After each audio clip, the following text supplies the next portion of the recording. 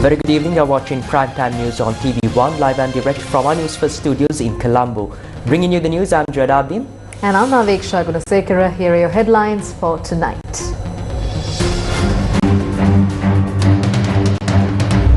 Slowly but steadily, we are rebuilding the nation, says President Kumar Disanayake. December Janadipati innawa. Hari. Ganan ganna epa.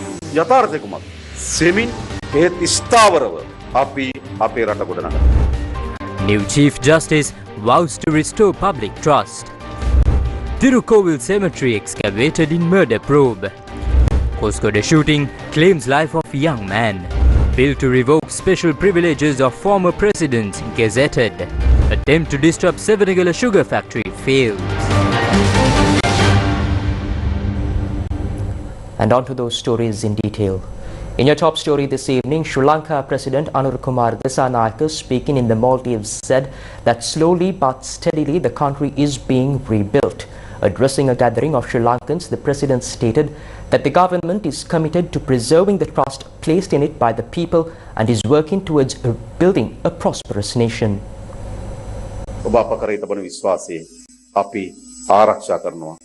We are safeguarding the trust you have placed in us. We are strengthening it. I am aware that there's a lot of noise outside. Some people said there was a president in August. I think there will be another president in December.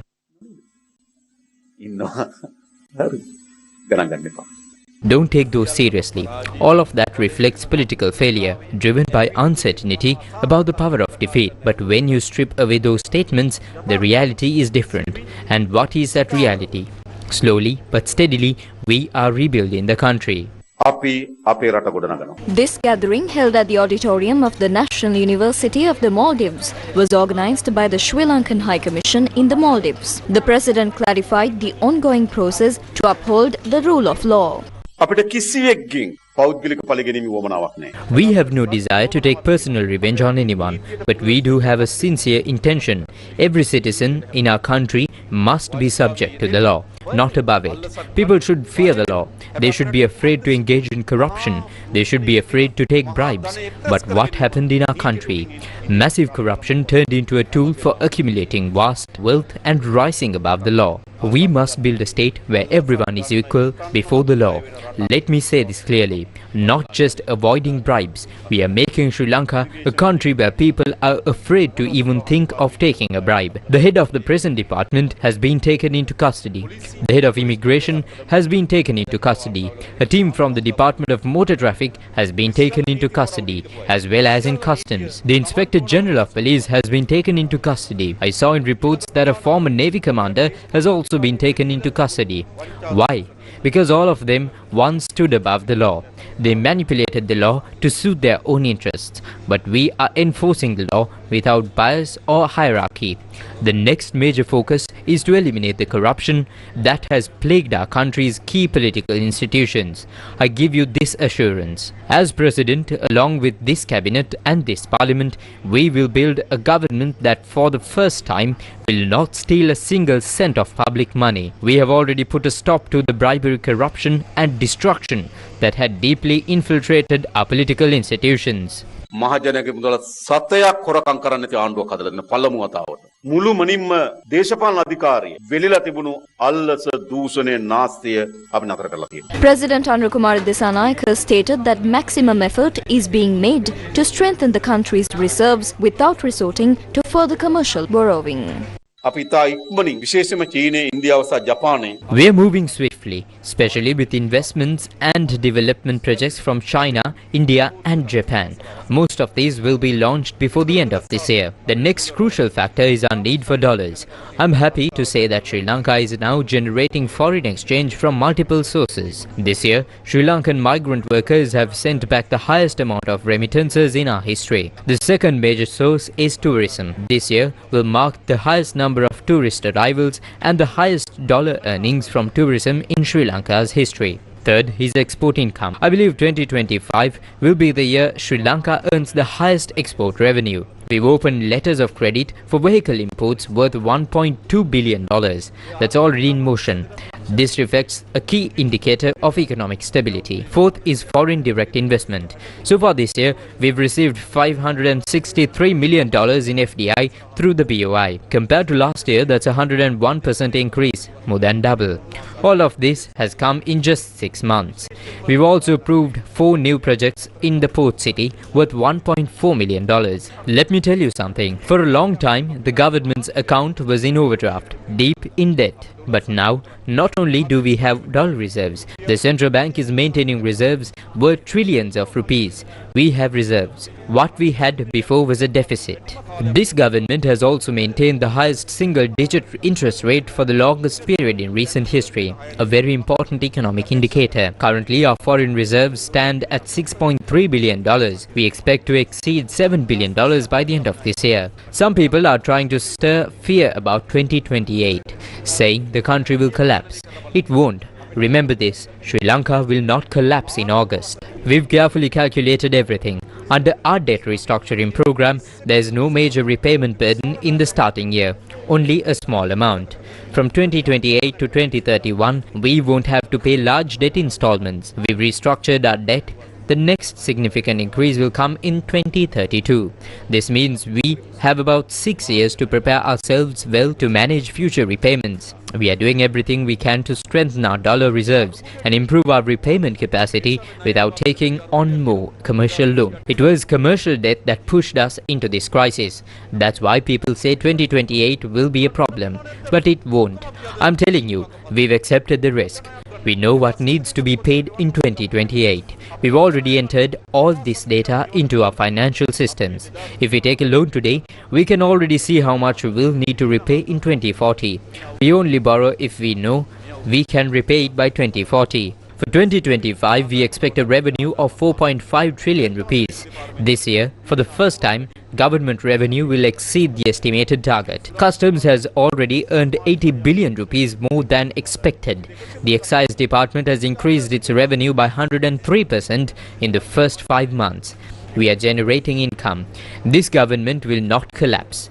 Let them think what they want. We too did politics from the opposition, but we didn't do politics by saying the government would collapse. We did politics by saying we are needed. We've stabilized the first step of the economy.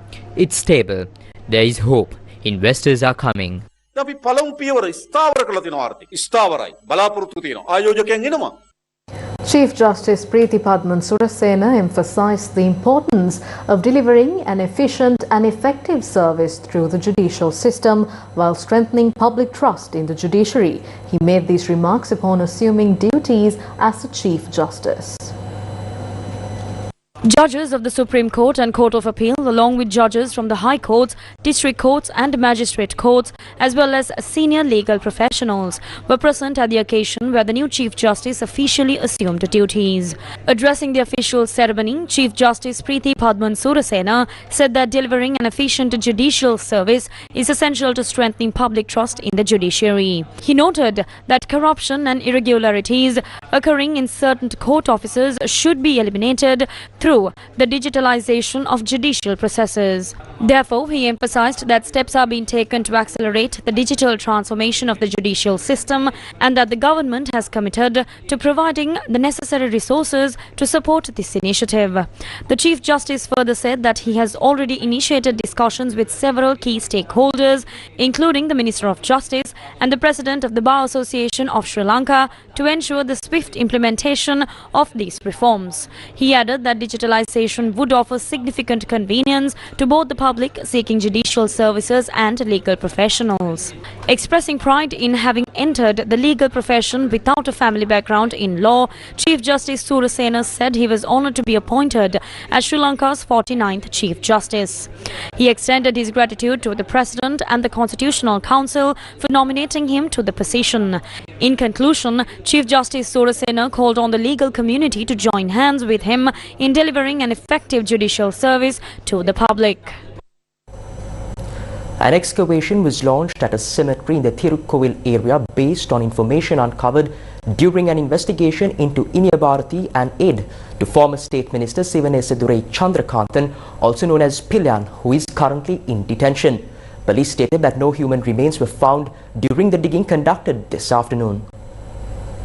An excavation was carried out at the Tirukkovil Tambalavil cemetery based on information revealed during the interrogation of K. Pushpakumara, also known as Inya Bharati, a former member of the Eastern Provincial Council, currently in CID custody.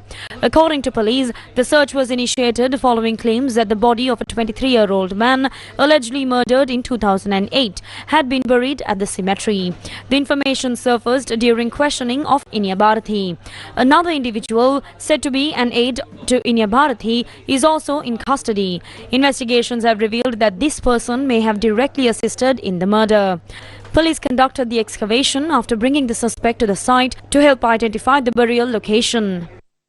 Rochelle Abegunawardena, daughter of former Minister Rohita Abegunawardena, was released on bail. This followed her appearance before Matukama Chief Magistrate A.I. Hettivatta. Rochelle Abegunawardena, daughter of former Minister Rohita Abegunawardena, was granted bail on two sureties of 2 million rupees each. The Chief Magistrate also issued a stern warning, instructing the suspect not to interfere with witnesses. Rochelle Abegunawardena surrendered to the Panaduravalana Central Anti-Corruption Unit through her legal counsel a day earlier. She is the main suspect in a case involving the illegal import and assembly of a jeep. The son of MP Jagat Vitana, who is accused of purchasing and possessing the same vehicle, has also been released on bail. Meanwhile, Rochelle Abegunawardena's husband remains in remand custody in connection with the same case. උඩ ඉන්න දෙවියෝ කෙනෙක්. ඒ දෙවියන් අනුව අපි වැරදි කළා නැහැ. දරුවෝ වැරදි කළා නැහැ. හැබැයි ඉතින් යම් උත්සාහයක යෙදෙනවා නම් කවුරුව මං කිසියම් පාර්ශවයකට මම වැරදි කියන්නේ නැහැ. කවුරු උත්සාහ කරනවා නම් රෝහිත අබේගුණවර්ධනගේ දේශපාලන ගමන මේ කාරණාවලින් නවත්තන්න පුළුවන් කියලා ඒක නවතින්නේ නැහැ. තව පන්නරේ ලැබුණා. අප හම්බුණා. අප හම්බුණා කියන්නේ මම මිලදී ගත්තේ තැනැත්තියට අප හම්බුණා කියන්නේ මේ රතය නීත්‍යානුකූලයි කියලා පිළිගත්තා කියන්නේ. The Supreme Court granted permission to proceed with an appeal filed against the Court of Appeal's decision to acquit former Deputy Minister Premadal Jayasekara and two others who had previously been sentenced to death over a fatal shooting incident. This permission was granted after the Supreme Court reviewed the appeal, which was submitted by an aggrieved party. The petition was examined before a three-judge bench comprising Justices Janak De Silva, Priyantha Fernando and Sampath Abekon. The hearing of the appeal has been scheduled for the 13th of February. A suspect linked to multiple shooting incidents in the Panadura area has escaped police custody after being handed over to the Ratnapura police by the Criminal Investigations Department. In response to the incident, two sergeants attached to the Ratnapura police have been suspended pending further inquiry. According to police sources, the suspect, identified as Suranga Upasankar, was arrested by the CID on the 29th while hiding in Ratnapura area. He is believed to be connected to several serious criminal activities. Following his arrest, Upasankar was transferred to the Ratnapura police for further investigations. However, he reportedly escaped from the police cell yesterday after requesting to use the washroom. When the cell door was opened, he managed to flee from the officers on duty. A 23-year-old man was shot and killed early this morning in the Duwamoda area of Koskoda. According to police, the incident is suspected to have originated from a dispute involving an individual named Shashi, believed to be a member of an organized crime group operating out of Dubai. A 23-year-old man was shot and killed early this morning while asleep in his bedroom in the Duwamoda area of Koskoda. The incident occurred around 6 a.m. according to police. The victim, identified as Aruna Mendis, had been operating a turtle conservation center in partnership with his father. He was reportedly asleep when gunmen opened fire through the window of his beachside home. Investigations recovered 8 bullet casings from the scene and confirmed that a T-56 assault rifle had been used in the attack. A motorcycle believed to have been used by the gunman was later found abandoned near the Koskoda Athurwella bridge, approximately 2 kilometers from the crime scene. Meanwhile, police statistics reveal that 74 shooting incidents have occurred between the 1st January and the 30th July 2025, resulting in 40 fatalities across various age groups. An additional 42 individuals have sustained injuries in these attacks. News First, with the people. An attempt to disrupt the production process at the Savanagala sugar factory failed today. Meanwhile, a crisis has emerged surrounding the Savanagala sugar factory, with accusations being raised that payments for sugarcane harvests purchased from the farmers have been delayed. This special report focuses on the current situation related to the Savanagala sugar factory.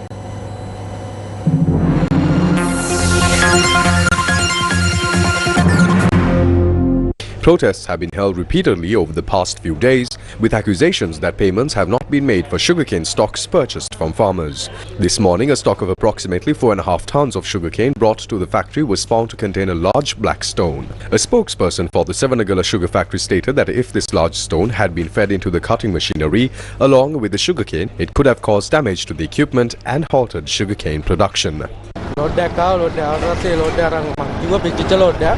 ඊට ඒක දියලි වල load එක of වෙනවා ටිකක් එහාට යනකම් ඉඳලා තව මිටියක් අරගෙන අක්කියෙන් ගහලා ආපහු එলে මිටිය ඔසින්ද මිටියක් අරගෙන ආපහු ඒක තුනී කරාට පස්සේ මේ ගල් ගෙඩිය දැක්කා මේ සීටු මේ මංගලට මං කිව්වා මේ ගල් ගෙඩියක් කියනවා බලන්න කියලා ඊට පස්සේ මං කිව්වා අරන් දාන්න කියලා යාට අරන් දාන්න බෑ ඒ තරම් ලොකු ගල් ගෙඩියක් ඒක ගොඩක් මේ ගියානම් අපේ තනි කටර එකක් දුවන්නේ ඒ කටර එක ඒකත් ගියානම් අපිට සෙවණගල ආයතනේ ගොඩක් ඇත්තටම මේ ඇත්තටම යන හිටිනවා. An internal investigation has already been launched by the factory regarding this incident, but this afternoon no further details have been revealed. What is the Savanagala crisis? The Savanagala factory produces sugar and ethanol using sugarcane harvested by local farmers. Although the factory recorded profits for several years after being handed over to the government under the Underutilized Assets Act, it has suffered losses in recent years due to not receiving prices that match production costs. Contributing factors include the previous government's imposition of an 18% VAT on local sugar production and the availability of ethanol produced from molasses at lower prices compared to Savanagala ethanol. Meanwhile, investigations by Newsfirst revealed that although Savanagala sugar sales are conducted through a tender process, only 6 bidders are currently involved.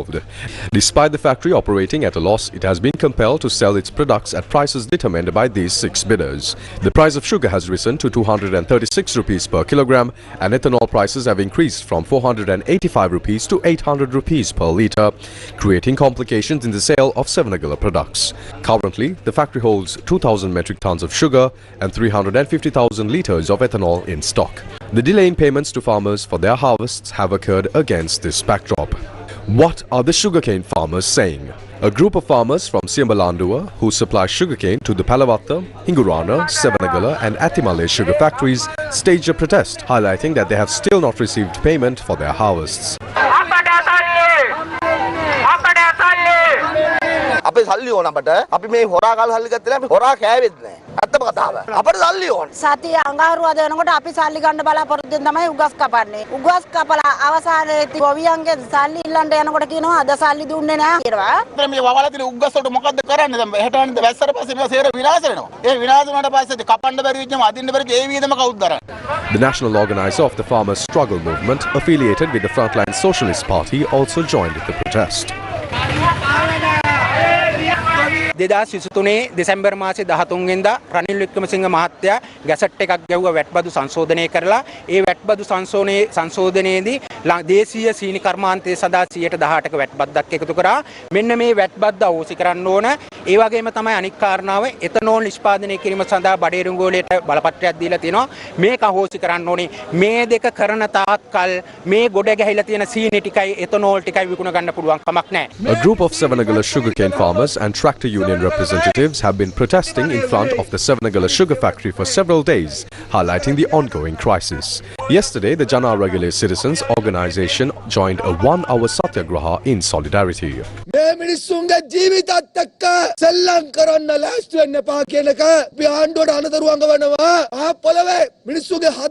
තුල බුරබුරා නැගන ගිනිදල් වල ඊළඟ ප්‍රතිඵලය තමයි අරගලයක් නියතයි ඒ අරගලය පටන් ගන්නේ ඌව වෙල්ලස්සෙන්. The Savanagala sugarcane farmers Balamandala also expressed their views on the crisis.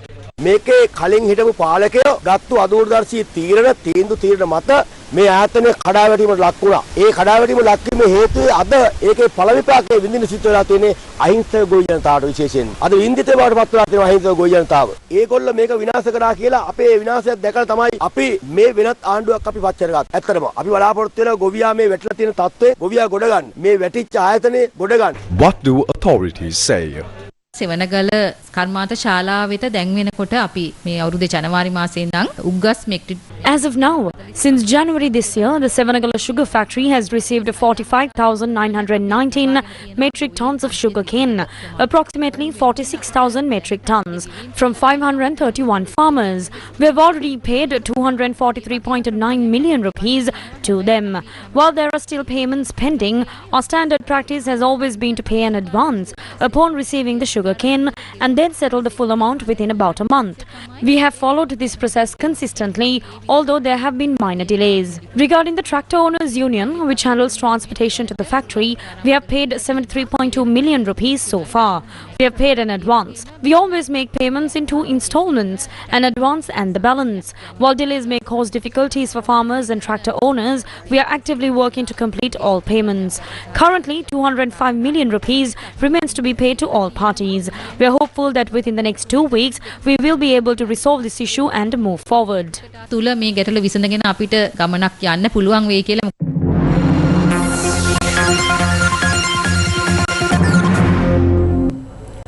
A draft bill to revoke the special privileges granted to former presidents has been officially gazetted.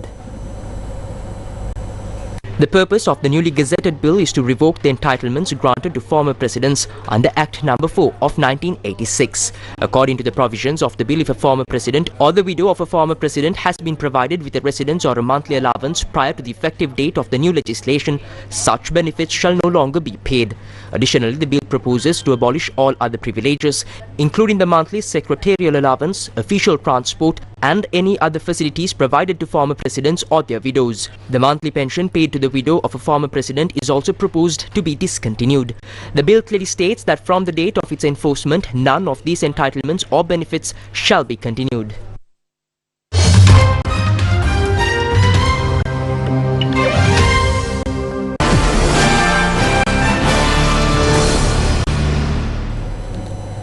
US President Donald Trump said he will impose a 25% tariff on goods from India plus an additional import tax because of India's purchasing of Russian oil.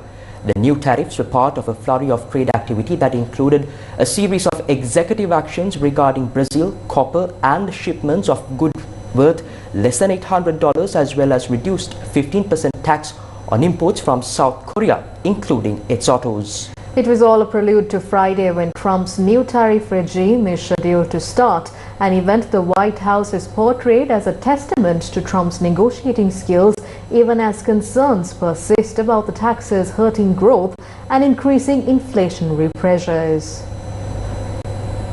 A new wave of tariffs is set to take effect tomorrow, the 1st of August. The US will impose 25% tariffs on goods imported from India, plus an unspecified penalty for buying Russian oil and weapons. US President Donald Trump said the measures would take effect from the 1st of August, the US deadline for a trade deal. He described India as a friend whose tariffs are far too high, among the highest in the world. He also criticized India's purchases of Russian military equipment and energy, quote-unquote, when everyone wants Russia to stop the killing in Ukraine. Well, we're negotiating right now, and it's also BRICS. You know, they have BRICS, which is basically a group of countries that are anti the United States, and India is a member of that, if you can believe it.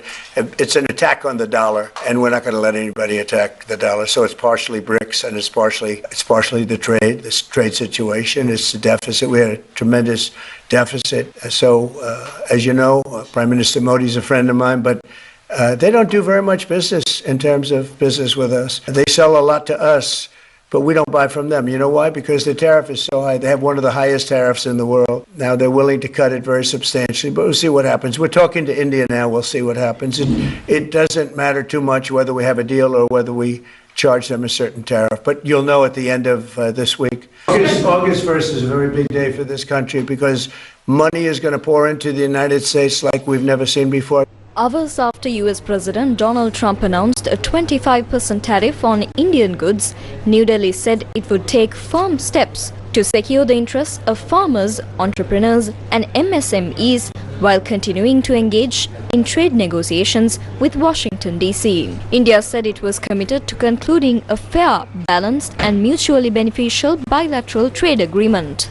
Last year, the US had a trade deficit of $45.8 billion with India. The US has sanctioned 8 India-based companies and 5 Indian nationals as part of its latest Iran-related sanctions action targeting entities engaged in trade of Iranian oil, petroleum products and petrochemicals, and those identified as part of a shipping empire controlled by Mohammad Hossein Shamkhani, the son of Ali Shamkhani, a top political advisor to the supreme leader of Iran. In the latest action announced Wednesday, the US Department of the State imposed sanctions on 20 entities and identified 10 vessels as blocked property. 6 Indian companies, Kanchan Polymers, Alchemical Solutions, Ramniklal S. Gosalia and Company, Jupiter Dichem, Global Industrial Chemicals and Persistent Petrochem are part of the State Department as well as the OFAC lists. According to the State Department, these companies imported Iranian-origin petrochemicals which are under US sanctions. 2 more Indian companies, Ensa Ship Management and Shriji Gems, feature in the OFAC's designations over their alleged connections with individuals seen as part of Hossein Shamkhani's network. US President Donald Trump announced a new trade deal with South Korea, which calls for 15% tariffs on goods from there after the country scrambled to secure an agreement ahead of the Friday deadline.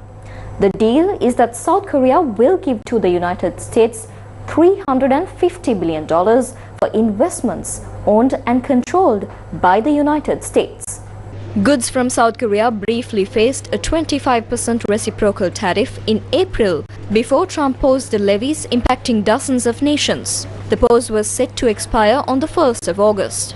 Announcing the deal, South Korea's President Lee Jae-myung said an agreement was reached despite a tight time frame and tough conditions. Lee only took office in June after his predecessor was removed for declaring martial law.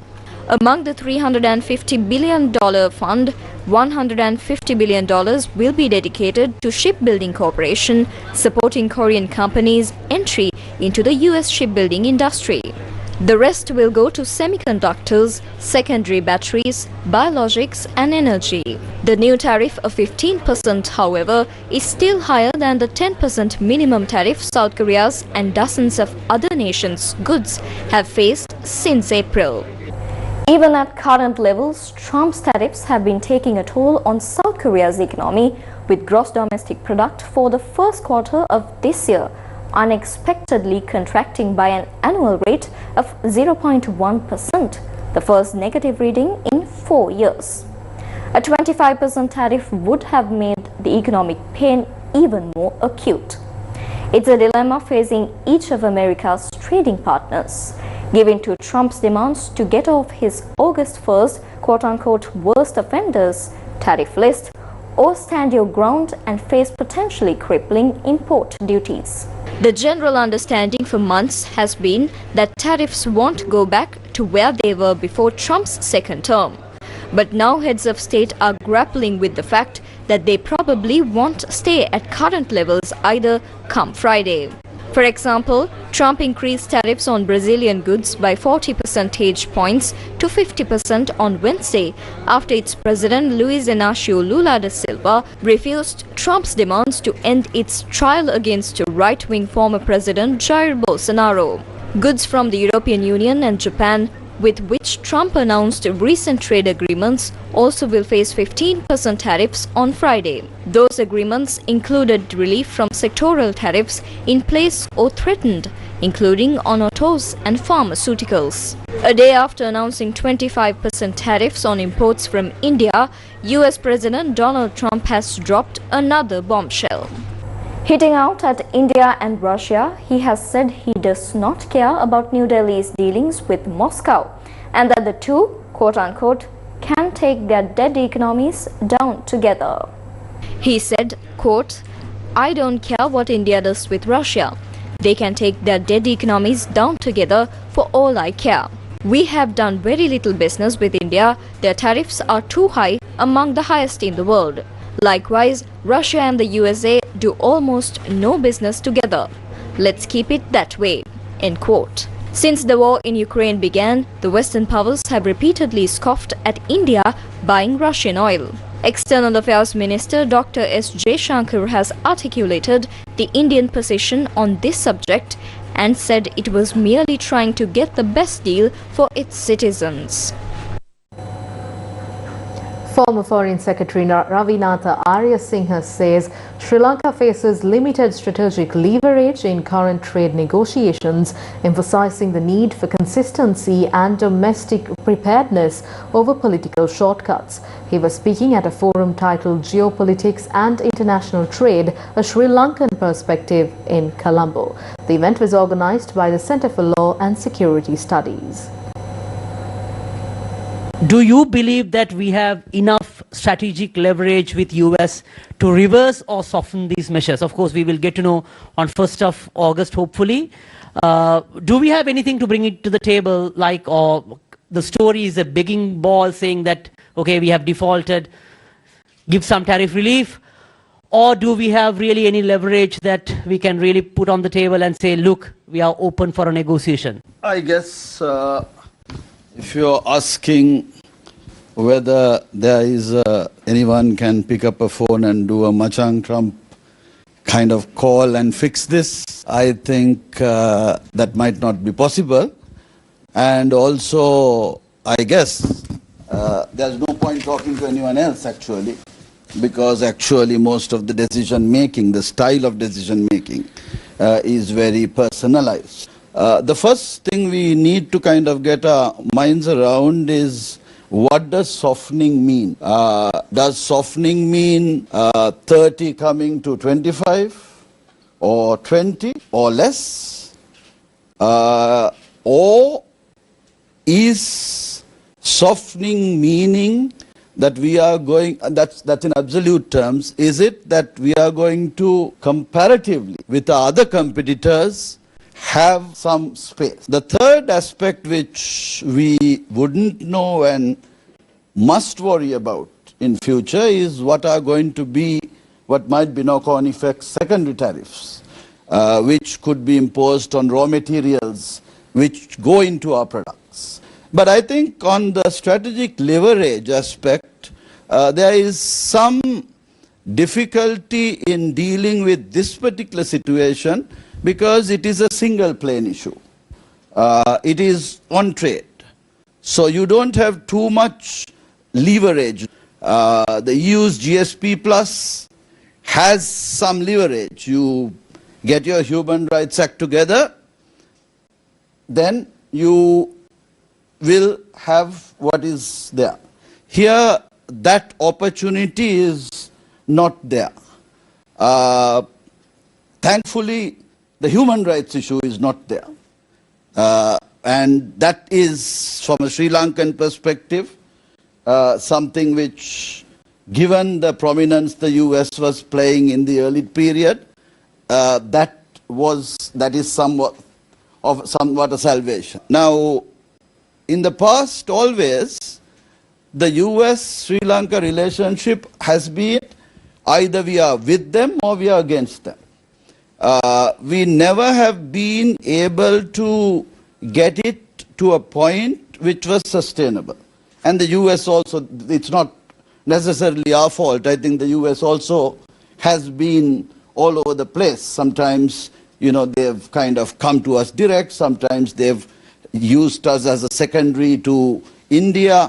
And so therefore it has not sustained. So maybe the strategic leverage we have is to ensure predictability on the regional security issue.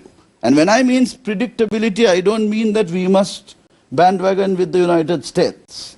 But if offering predictability in Sri Lanka is something that would be useful to them, that we will be responsible about how we deal with our country and our territory, then that can have spillover effects which will benefit other relationships as well.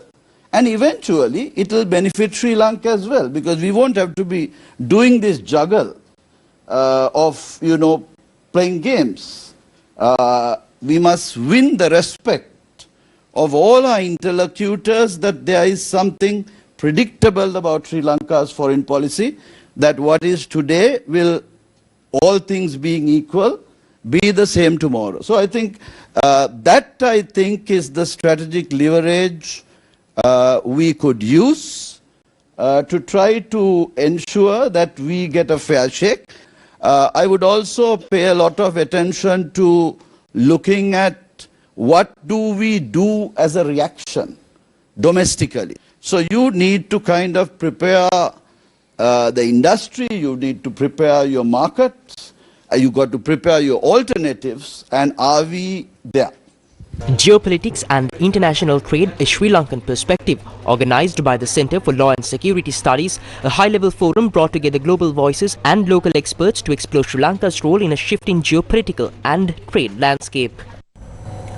What are the opposition parties doing? Who is seeking power and who will lead? These are the central questions dominating the current political discourse within the opposition. Now, in recent days, the Sri Lanka Podujana Peramuna has publicly declared Namal Rajapaksa as its next leader. Today, both the Samagi Janabalaveke and the United National Party responded. Senior figures within the Sri Lanka Podujana Peramuna have made several public statements in recent days endorsing Namal Rajapaksa as the party's next leader.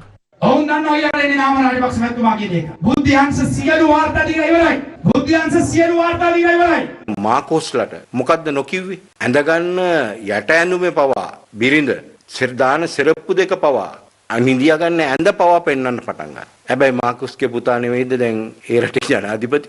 අවම වශයෙන් ප්‍රධාන විපක්ෂය ඊළඟ ආණ්ඩුව ගනී කියලා කවුරු හරි කියන ඔබට ඇහිලා තියෙනවද? හැබැයි නාමල් රාජපක්ෂ ඊළඟ ජනාධිපති කියන සංවාදය අපි හදපු එකක් නෙවෙයි. ස්වභාවිකව එවැනි සංවාදයක් රට ඇතුලේ නිර්මාණය වෙලා තියෙනවා. SJB responds to SLPP's leadership claims. මේ රටේ මහජනතාව නාමල් රාජපක්ෂ මහතා නියෝජනය කරන දේශපාලන කඳවුර කොන්දේසි විරහිතව පසුගිය පාර්ලිමේන්තු මැතිවරණයේදී පරාජයට පත් කළා. ඒ වගේම අපි දකිනවා මේ කඳවුර නියෝජනය කරපු අතිමහත් බහුතරයක් දේශපාලකයන් මේ අවස්ථාවේදී රටේ නීතිය ක්‍රියාත්මක කිරීම යටතේ සමාජය ඇතුලේ බරපතල විවේචනයන්ට ලක් වෙමින් හා ජනතාව තුළ දිගින් දිගටම අප්‍රසාදයට පත්වන අන්දම. ඒ නිසා මම හිතන්නේ සාගරකාරී සම්මහතාට මතන මා උත්තර දී යුතු වන්නේ නැහැ. මම හිතන්නේ මේ රටේ මහජනතාව ඉදිරි මැතිවරණයකදී දක්ෂිණාංශික කඳවුරේ නායකත්වයේ සහ තෝරා ගන්නා නව අවකාශය ගැන මහජනතාව අනිවාර්යම උත්තරයක් දෙයි. UNP's position on leadership speculation. මොන්ටෝ පේනවනේ සේරම එන්නේ ෆ්ලවර් රෝඩ් එකට සාකච්ඡා කරන්න ප්‍රශ්නයක් වුණාම ඒ එකතු කිරීම සංවිධානය වීම දිගටම සිද්ධ වෙමින් තියෙනවා. කරන්න පුළුවන්. ඔව් අනිවාර්යයෙන්ම. මෙහි අයත් එහෙ යනවා. එහෙ අයත් මෙහෙ යනවා. ඒක කිසි ගැටලුවක් නැහැ. සමාජ මාධ්‍යවල තිබ්බා ඊළඟට රනිල් වික්‍රමසිංහ මහත්තයන් කඩලා දුටු පෙනි දිනවා කියලා. තවාරේ වැඩිනවා ඊළඟට පුඩුව දිනවා ආවල් මහත්තයා කියලා දැක්කද ඒක? ඔව් අපි දකිනවා ඉතින් මිනිස්සුන්ගේ බලාපොරොත්තු තමයි මේ සමාජ මාධ්‍ය ජාලාවල ප්‍රචාරය වෙන්නේ මිනිස්සුන්ගේ බලාපොරොත්තු අපේක්ෂා. මිනිස්සුන්ට පේන මේ ආණ්ඩුව අසමත් කියලා. මේ ආණ්ඩුවට යන්න බෑ කියලා. ඉතින් යන්න බැරි වෙනකොට කවුද විකල්පය කියලා මිනිස්සු තීරණය කරනවා. ඊවන තමයි ඊළඟ රනිල් වික්‍රමසිංහ එන්න කියලා දාලා තිබ්බා. ඒකේ නාමල් මහත්තයා මේ වෙලාවේ රනිල් වික්‍රමසිංහ හැර මේ රට ගොඩ ගන්න සහ මේ වට්ටන වැටිල්ල නැවත ඉස්සරහට ගේන්න පුළුවන් කෙනෙක් මේ රටේ නැහැ. මොකද නාමල් රාජපක්ෂව නැවත වඩේකින් මේ රටේ ජනාධිපති පුටුවේ ඉඳන්නේ මිනිස්සුන්ට අපි හිතන්නේ පිස්සු නැහැ කියලා. මේ රටේ මෙච්චර අර්බුද තියාගෙන දැන් මේ රටේ මිනිස්සු වෙනුවෙන් පෙනී සිටිනවා නම් ඔවුන්ට තියෙන ප්‍රධාන ප්‍රශ්නේ ජනාධිපති ධූරය නෙමෙයිනේ. ඔවුන් මේ අධ්‍යාපනය සම්බන්ධයෙන් කතා කරන්නේ නැහැ. ඔවුන් මේ බලශක්තිය සම්බන්ධයෙන් කතා කරන්නේ නැහැ. ඔවුන් මේ රටේ අනිත් කියන මේ බදු ප්‍රතිපත්ති සම්බන්ධයෙන් කතා කරන්නේ නැහැ. පාර්ලිමේන්තුවේ සාධනීය යෝජනා කරන්නේ නැහැ. මෙහෙම නිවටනායකයෝන් ඊළඟට අපි බලයට ගෙන්න ඕනේ. අපි පැහැදිලිව කියනවා මේ රටේ එහෙම මිනිස්සුන්ට ජනාධිපතිවරයෙක් පත් කර ගැනීමේ තරම් ඔල්මාදයක් තාම ඇවිල්ලා නැහැ. අන්නේ ලුම්පන් පන්තිය පරාජයට පත් කළේ. තවදුරටත් උන්ට මේක ඉඩක් නැහැ. 100ක් දූෂණය කළා පාටි දැම්මා. ඒ වනචර රාජපක්ෂ පවුලේ ඇවිත්තියෝ උන්ගේ සහචරයෝ උන්ගේ අතපල්ලෙන් වැටෙනේවා ලෙව කාපුයෝ. ඔය නිල් බලකායේ දැන් මේ නාමල් රාජපක්ෂ නිකන් හරියට නැගිටලා ඉන්නවා නිකන් මේ අලුතෙන් ඉපදුනා වගේ. උම්බලයටපත් වුණොත් එහෙම ඔය නිල් බලකායට වනචරයෝ තමයි ආයි ඉස්සරහට එන්නේ. මතකනේ අර විදේශීය කාන්තාවක් සාමූහිකව දූෂණය කළා. සභාපතිවරු උන්ට දඬුවමක් ලැබුණේ නැහැ. අත කොටාලා හිටියේ මේ වනචර පාලනේ. ඒ නිසා මං හිතන්නේ මුන්ව ගාල් කරන්න ඕනි හිරගෙවල් වල. Deputy Minister of Digital Economy Ranga Veeraratne pointed out that Sri Lanka must evolve from a few isolated startup success stories into a thriving, sustainable ecosystem of high-impact ventures. He was speaking at an event in Colombo. Deputy Minister of Digital Economy Ranga Veeraratne emphasised the need for stronger public-private partnership to position Sri Lanka as a leading innovation hub in South Asia. If we are to position Sri Lanka as a digital innovation hub in South Asia, we must scale our startup ecosystem from a few success stories to a sustainable pipeline of high-impact ventures. To do that, we need stronger public-private partnerships. And let me say this clearly, we are ready to co-create. We will work with the tech enablers, investors, universities, development agencies, and global partners to ensure Sri Lankan startups have the ecosystem that need to compete and win in the global market. We must move from being passive users of global technology to active creators of global solutions. We must envision a Sri Lanka where digital startups export not only code but confidence, compete not only price but on purpose, and inspire not only profit but progress. That's what we mean when we say we want a digital renaissance in Sri Lanka. One lit by bold minds, new ideas and unstoppable ambition.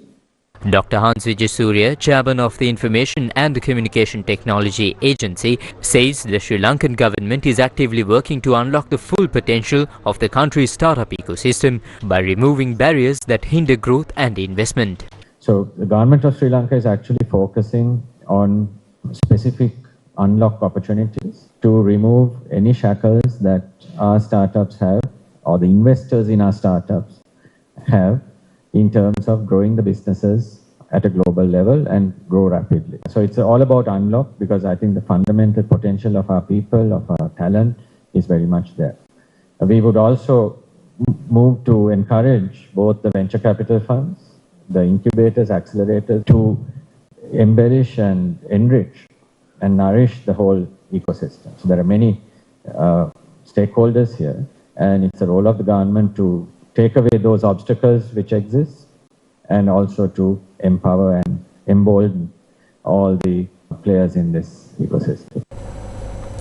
Minister of Highways and Minor Ports of Tamil Nadu, E.V. Velu, says that the Tamil Nadu government has prepared a draft plan to facilitate shipping between Talaimara and Rameswaram and has sent it to the government. He said this while participating in the inauguration ceremony of the port office building constructed at the Rameswaram fishing port yesterday. A port spanning 10,193 square feet has been constructed in Rameswaram at an estimated cost of 41.9 billion Indian rupees under the Maritime Board's plan to establish a facility in the area. The project is aimed at facilitating future shipping operations between Rameswaram and Talaimana. A detailed project report prepared by IIT proposes integrating the route into the Sagarmala project with an estimated investment of 1.18 million Indian rupees. The Tamil Nadu government has written to the Union government regarding the proposal and continues to press for its inclusion. Officials state that the government will take proactive steps to enable shipping operations between Rameswaram and Talaimana. இந்த கப்பல் போக்குவரத்தை கட்டாயம் கொண்டு வருவதற்கு இந்த அரசு முன்னெடுப்போடு முயற்சி செய்யும். The exhibition Ways of Knowing, produced by the Jeffrey Bava Trust, is now open to the public free of charge and will run until the end of February next year. A unique exhibition exploring the nature of knowledge is now open to the public. Ways of Knowing, produced by the Geoffrey Bawa Trust with support from the British Council, is inviting visitors to question how we come to understand the world around us. The immersive project, developed in collaboration with artist Clara Craft, features a detailed 3D scan of the garden, offering a virtual walkthrough unlike any other. It's the result of a 3-year journey, a powerful blend of art, architecture and inquiry.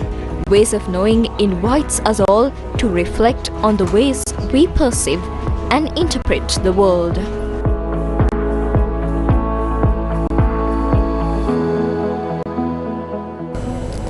The buzz is building in Colombo as the countdown begins for the highly anticipated Volchifire and Friends concert.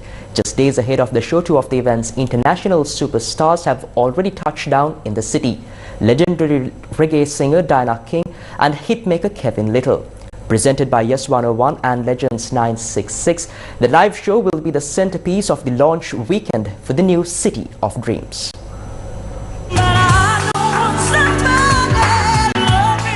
Guess what? Kevin Little and Diana King is here in Sri Lanka.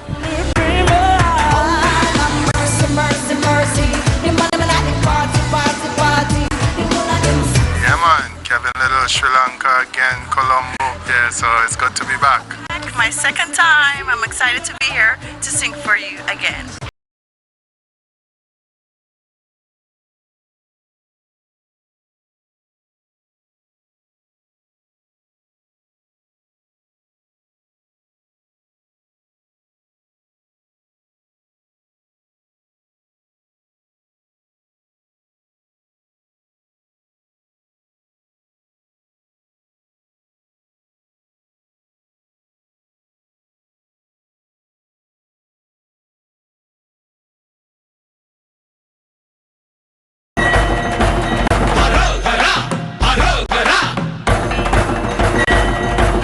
The historic Nallur Festival.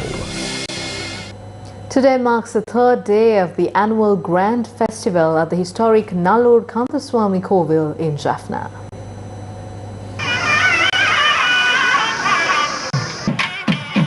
Following the special pujas held at the Nallur Kandaswamy Kovil this evening, the Velayuda and the statues of two goddesses were taken on a ceremonial procession.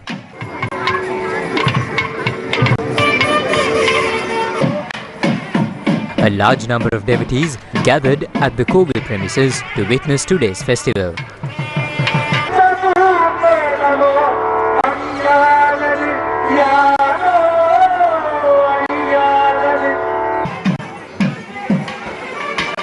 The Ther main chariot festival will take place on the 21st of August.